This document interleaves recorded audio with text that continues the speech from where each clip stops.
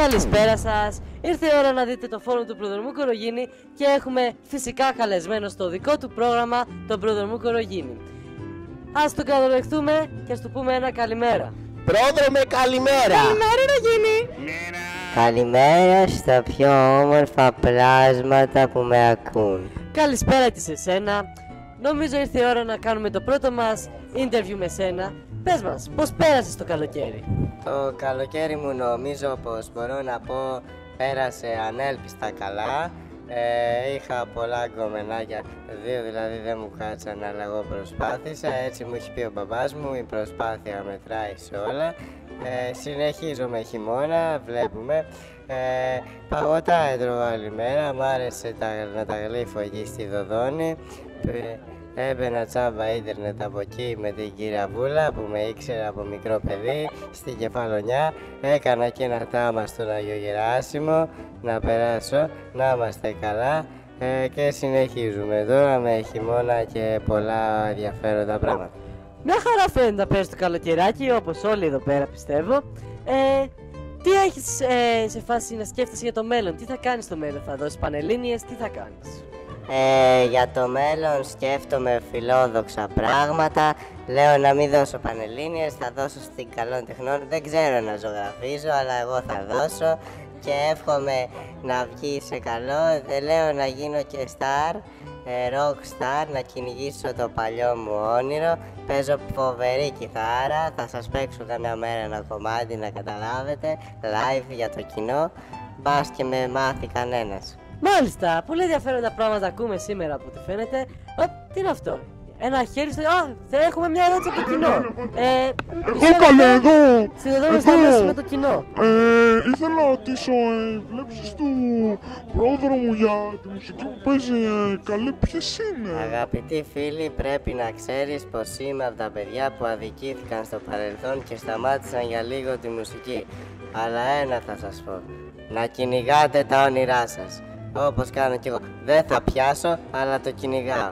Αλλά δεν θα πιάσω, όχι γιατί δεν είμαι καλός, λόγω ότι όταν είχα πάει στο X Factor μου την είπανε για την εμφάνισή μου. Δεν θέλανε την κυλίτσα μου με τις ραγάδες, την πιτηρίδα στα φρύδια, το προγούλι. Τώρα όμως που έχω αρχίσει εντατική γυμναστική 5 λεπτών την ημέρα, ελπίζω να ανατρέψω τα πάντα και να προχωρήσουμε μαζί σε μια λαμπρή καριέρα. Σου ευχόμαστε τα καλύτερα φυσικά από όλο το στούντιο εδώ πέρα. Βλέπω άλλο ένα χέρι. Κάτσε μισό λεπτό να σου πω την επόμενη ερώτηση. Θα ήθελα να ρωτήσω το φίλο μας πώς θα πηγαίνει στον ερωτικό τομέα γενικότερα. Δηλαδή, έχεις επιτυχίες?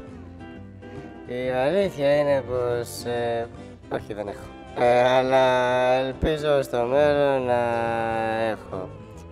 Θα μαθες, μπορούμε να γνωριστούμε, ελεύθερος είμαι, δεν ξέρω αν είσαι ελεύθερη.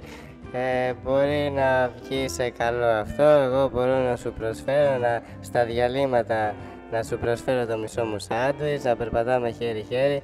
Άμα θες μπορώ να σου δείξω και ένα φυλάκι, έτσι να ησυχάσει η ήρεμη μου καρδιά. Και να σου αφιερώνω και τραγούδια. Ωραία, ωραία. Νομίζω βλέπω άλλο ένα χέρι, νομίζω είναι το τελευταίο στο κοινό, δεν βλέπω άλλο. Μισό λεπτό πάμε. Κύριε Ρογίνη, θα σας πήγαινε πολύ να γίνετε ένας ωραίος βαρδάρης. Το έχετε σκεφτεί ποτέ? Ως βαρδάρης πιστεύω, αν εννοείται ψαράς, θα ήμουν καλός.